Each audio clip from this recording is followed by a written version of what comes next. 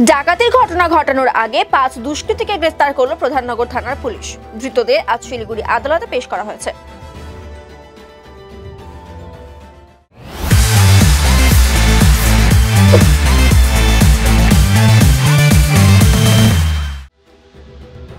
ধৃতদের নাম অরুণ বিশ্বকর্মা, ক্রিস লিম্বু, সুরজ ছেত্রী, মুকেশ বিশ্বকর্মা এবং রাজেশ শাহ।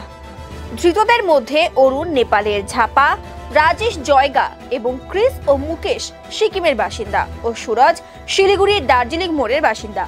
পুলিশ সূত্রে জানা গিয়েছে, সুরজ ছেত্রী ডাকাতির ঘটনা ঘটানোর উদ্দেশ্যে নেপাল, সিকিম এবং জয়গা থেকে তার পুরনো সঙ্গীদের শিলিগুড়িতে ডাকে। শুক্রবার রাতে চম্পাশাড়ির শ্রী গুরু বিদ্যা মন্দির স্কুলের মাঠে জড়ো হয়েছিল ধৃতরা। এই খবর পেয়ে পুলিশ অভিযান চালায়। এদিকে পুলিশ দেখেই পালিয়ে যায় কয়েকজন দুষ্কৃতী। গ্রেফতার করা হয় 5 জনকে। আজ ধৃতদের শিলিগুড়ি আদালতে পেশ করা হয়েছে। গোটা ঘটনার তদন্তে পুলিশ।